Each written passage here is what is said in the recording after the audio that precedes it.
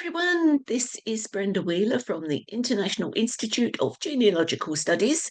Today we're talking about English records, and I thought I would concentrate this time I've been doing some work recently on one section of my family, and I thought I'm looking through all these websites, and I thought, well, how about chatting about all of the websites that you can find that will help you place your ancestor in a certain area at a certain time. And what's the history behind that particular area?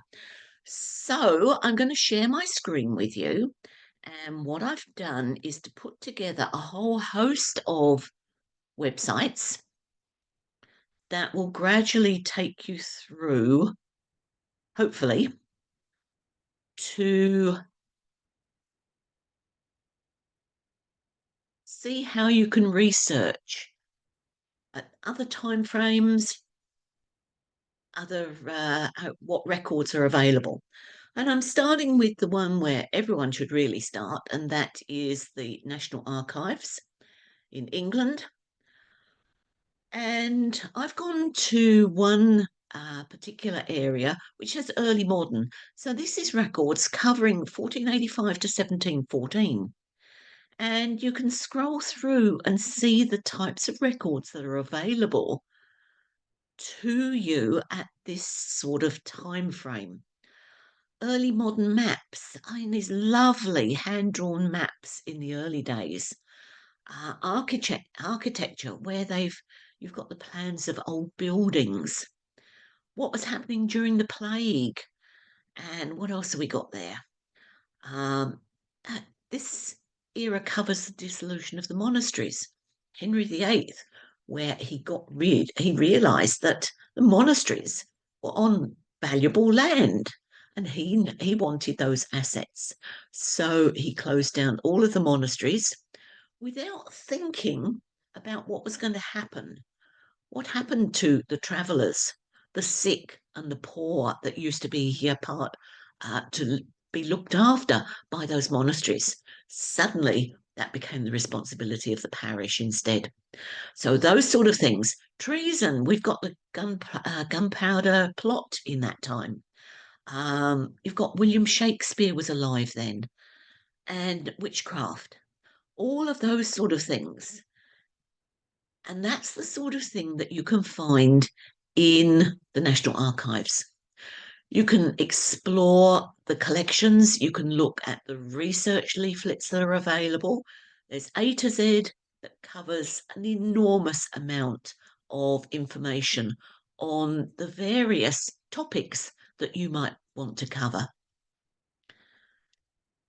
The next place, which we all know and love by now, is Januki.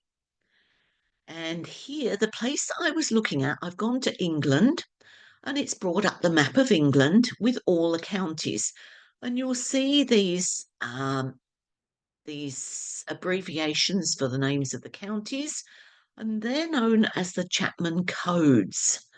So the Chapman codes will give you, if you're unknown about where exactly the places are, Chapman codes will help you. East Riding of Yorkshire, North Riding of Yorkshire, Lincolnshire. Well, it's Lincolnshire that I'm going to look at. And there we are. There's Lincolnshire highlighted there. And if I click on Lincolnshire towns and parishes, this map here, this is the county now. And so instead of the whole of England resources, I've got resources that might cover the whole county. Then if I click on towns and parishes and actually go to a particular parish, and if I show you what it looks like, that's what we normally see. But the one I'm looking for just happened to be in this weird area and it was called Sibsey. So if I bring up Sibsey, hopefully it'll come up. All right. Did I? Yeah, okay. So it comes with a map of the area I was looking for. Now, Sibsey is that little pink diamond in the middle there. And that was where the couple I'm trying to trace, that was where they got married. Now, just because they got married in Sibsey in 1705, that doesn't mean that they're always going to be in Sibsey. They could be in any of these areas around. And this is what is so good about a map like this. There's Friskney, Leek Common, Old Leek, Wrangle, all of those really old English names that you can follow through on. And so I was particularly interested in, if I could scroll down a bit, you can see, and I've gone looking for the church of the area, which is St Margaret's. And there we are. It tells me basically where St Margaret's Church is, but it's a bit it's a bit poor on what where I can find information about the church and its records, which is unusual for Januki. Normally, they tell you exactly where you can find the church records. Obviously, yeah, family search, but I was looking for more areas for you. So, with that in mind, the next place I went to was a website called Dusty Docs. Now, Dusty Docs has the parish registers, and again, I've looked at Lincolnshire, and up has come where I can find the likely baptisms, marriages, and burials of St Margaret's Church in Sibsey. Also, there monumental inscriptions. Now, if you remember, if I just go back here, cemeteries, it just says here in Januki, the church has or had a graveyard. Well, by going to Dusty Docks, I found that someone has actually done a photographic uh, gravestone website. So I could have a look at that as well. Um, and there's various aspects there. And if I click on there, what did I come up to? Um, yeah, I went to the Lincolnshire Archives. And I'm looking in Lincolnshire, the county of Lincolnshire. So what have the archives got for Sibsey? And in this case, look, it's one of the areas where there were windmills. So it's going to be strong on mills and milling as an occupation. And when you can see the windmills, you can start to imagine what the land looked like in olden times. There's a church diary, Vicar of Sibsey, 1871 to 1917. Doesn't quite cover the years I wanted, but if my family stayed around in Sibsey, which they did, this could be very handy to me. So, can you see how I'm expanding my knowledge of Sibsey out to a lot of different records that you probably wouldn't look at? There's the Lincolnshire probated wills, there's a value of the lands, and there's various reports and assessments of the land, title deeds for Sibsey, all of that sort of thing I can research by going to the archives. So where else can I look? Lost cousins. I did one talk about lost cousins, quite a few months ago now, and I thought, well, it's worth having a look at it again because what I was looking for here was something in one of their old newsletters, and I knew that if I went to the latest newsletter, I could then access the older versions of the newsletter. And that would take me to, let me just, newsletter of April 2021. And how did I find that? By going to the current newsletter and put into the Google search here, and what that does is search the newsletters. And what I was looking for was the protestation returns that are housed in Parliament. Yeah, I could go to the Parliamentary Archives, but Lost Cousins does have a particularly valuable resource. It has all of the areas arranged so that you can go straight to them rather than trying to work your way through a rather clumsy Parliamentary Archives website. And can you see here? Here's some of the names. It's Fishtoft, Friston, Leek, Wrangle, the types of areas that I was looking for in what they call the Skirbeck Hundred. Hundreds, here you'll find Wapentakes. There's some old names for you. Wapentakes, Soaks, Leeks, Hundreds, Shires. All of these are land divisions. In the Lincolnshire area, which had a lot of Danish influence, the Viking influence in the Anglian area. These old Viking names, Wapen comes from the Danish for weapons, and takes means land, so weapon land. So there was a lot of weapons. There was a lot of strife when they first landed in these areas, and they became known as wapentakes. Soaks is a Danish land measurement. Hundreds, shires, which you probably have heard of. And these are all the names that evolved for a measurement of land.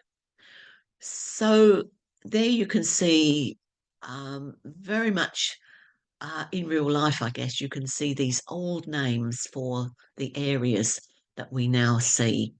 So I can look at Parliamentary Archives to see, and what will that bring me up? There we are. That's a page from Wrangle, which was one of those areas. Yes, it's a bit small there, but I can enlarge it. And that is from 1642. And the names of everyone who was Protestant in Wrangle at that time. Now, many of you will have had migrants, those first migrants in the 1620s onwards. They were migrating because they were Protestants, or a very severe form of Protestants called Puritanism. And they were frowned upon, their religion was frowned upon. They were expected to be Roman Catholics. But here in 1642, things are changing again. And now they've changed from Roman Catholics to Protestants.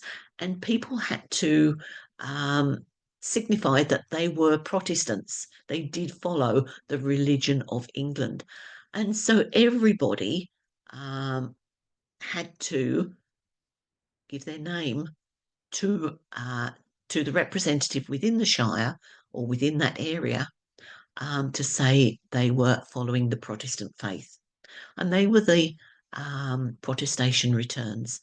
And they consider that one of the earliest censuses that we've got.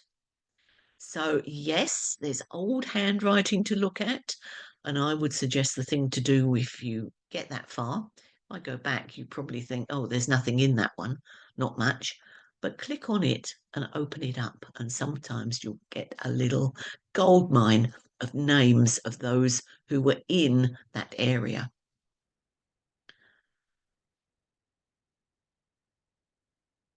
Family search, we all know and love.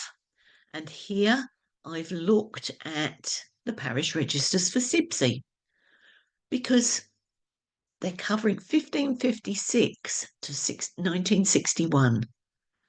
So that is an enormous amount of time, and it's going to cover the time that I was looking for for the marriage. However, I would have to go down to, because of that little key above the cameras, I would have to go down to the Family History Centre to actually look at the films.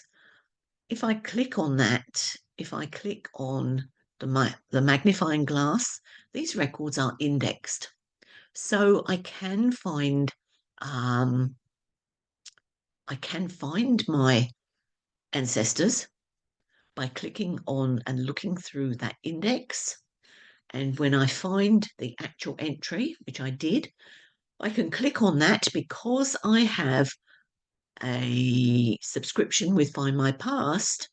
I can click on that entry and go to the actual entry because Find My Past has the rights to the Lincolnshire Parish Registers at this time. This is why these keys are locked, because they've leased them from Family Search. So, Family Search, the map, this map as well, this is an 1851 map that was worked out from the 1851 census. But how does it help us? This is what helps us, the information. Here we've got the parish registers. They started in 1565. Bishop's transcripts, 1561. Jurisdictions. We can see the county is Lincolnshire, the civil registration district. So if I'm looking at birth, marriage and death certificates, I'm looking for the Boston registration district. The probate court at that time was the Bishop of Lincoln. The diocese was Lincoln. Rural deanery, there was a rural deanery at Bolingbroke. And the Poor Law Union was at Boston. So if I'm looking for poor law, the workhouse, etc., that was at Boston, and that covered the Sibsey area. The 100, there we are. There's that 100, that division again. In this case, it was the Bolingbroke Soak. There's that that other. We had wapentakes and soaks. There's the soak. And if there were any dispute in the probate courts, then the province court was the prerogative court of Canterbury. So I can click out of that and up comes the area that I was looking for and the area that is covered in Sibsey. So there we are. That's where I went to find my past. And if I look very carefully, I can bring it up for you a lot bigger. And this parish register covers everything. We've got baptisms.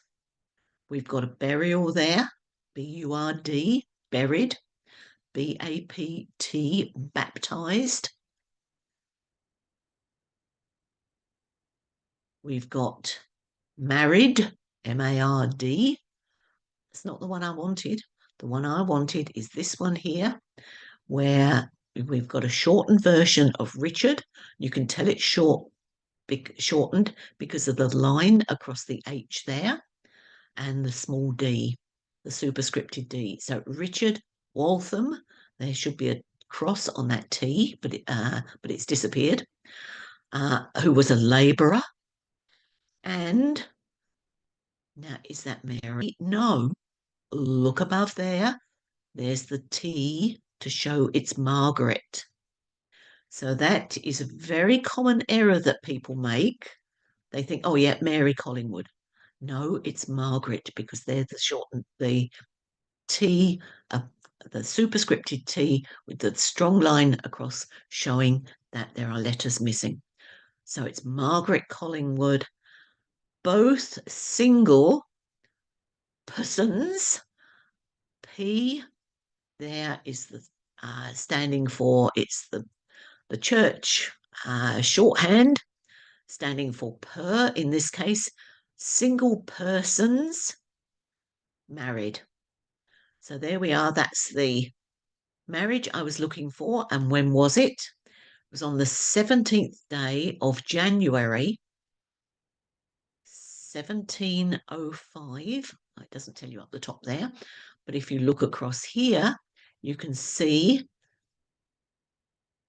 where 1706 starts, halfway through March, because the 24th of March was the last day of the year, and the 25th of March was the first day of the new year, because we're looking at something that existed in the Julian calendar, not the Gregorian calendar. So that's Richard in January. We would now say that that was January the 17th. There he is down there. January the 17th, 1706. But we show it by 1705/6.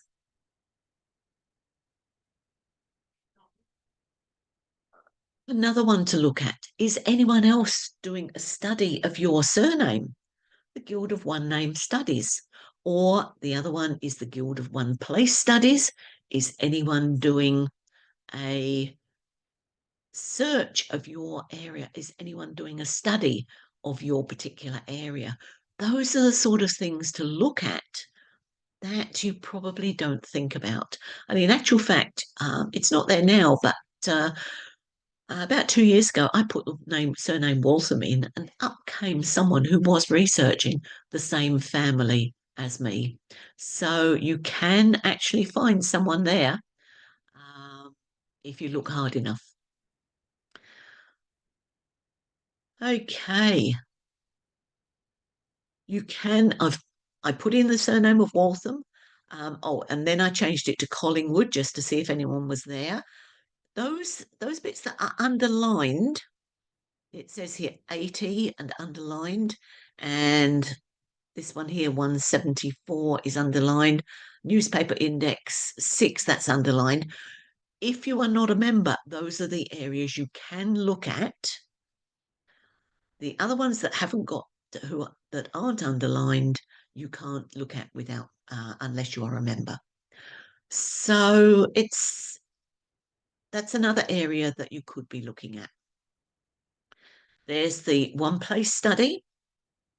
So you can put in your search criteria and to see if there's any details that will help you with a one search study. Don't forget the local Family History Society. They are the ones there, in this case in Lincolnshire. They are the ones who are frequently, most of the time, doing research in Lincolnshire. They are the ones that may well be able to help you if you come across a brick wall and you don't know where your people disappeared to. So that's another, have a look and see what publication they've got. Is it worth you buying a year's membership to support them and ask them for help? At least then you're supporting them and you're not just doing the work for free.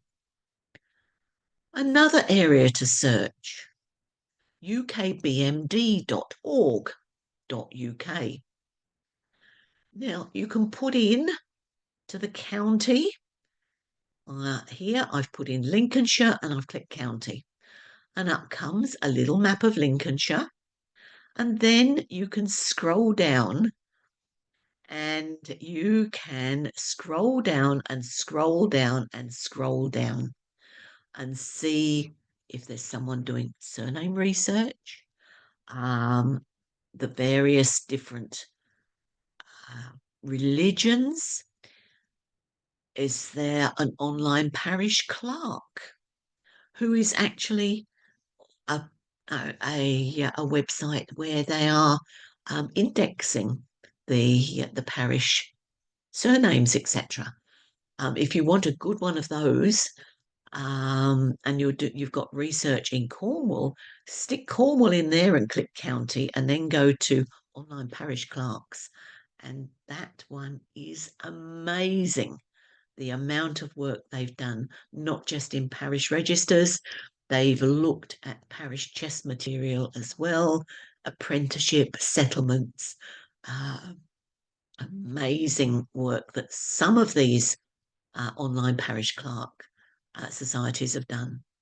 So there's another access to various records within the county. When I looked in the Lincolnshire County Council libraries, look at your local libraries. So I went into the Lincolnshire Library website and just put in Sibsey. And up came a brief history of the Church of St Margaret, which is the one I'm looking at. You've got, as long as I know, it'll be quite all right. The life stories, there's settled estate of John Francis Clark. Our ancestors in those days worked on these estates. And these books are there. If you find a book, you can have a look to see if there is a copy available. Older books, especially, look at Internet Archive if it's up and running. I tried looking yesterday and it wasn't up and running. And I think that might well be due to the problems they're having at the moment. So, just the local libraries. If you're looking at something, have a look at the address. In this case, for me, I'd look up the local address for Sibsey Library. If there was something in there, and I would send them an email and say, look, I'm interested in this book, but I live in Australia. Is there an index in the book that will possibly show you the surnames that I'm interested in? That's the sort of thing to think about that might be possible even in the local libraries. Now, this doesn't cover the time frame that I'm looking for, but also look at the business directories. University of Leicester, although they no longer work on these, they are still available, and this holding is now available on Ancestry as well. But if you haven't got an Ancestry subscription, then just put in business directories of England and the University of Leicester website will come up. Now, this is pronounced Lincolnshire. This is the University of Leicester. That's how it's pronounced, and the county is Leicestershire. So there you are. You've learnt how some places are pronounced today as well. So, are there any questions about the websites that I've shared today before I leave them, just in case there's something you want me to look at? Don't forget to unmute yourself if you want to chat.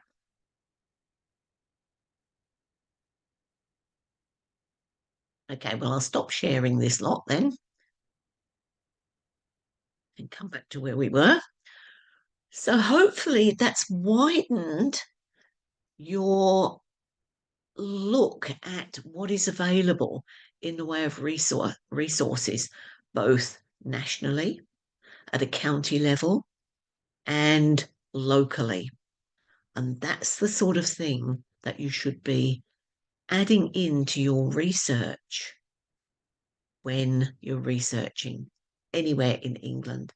And a lot of it depends on the time frame, but those records are there, as I've just proved. So go to it and follow your research. Thank you very much for coming. This is Brenda Wheeler from the International Institute of Genealogical Studies.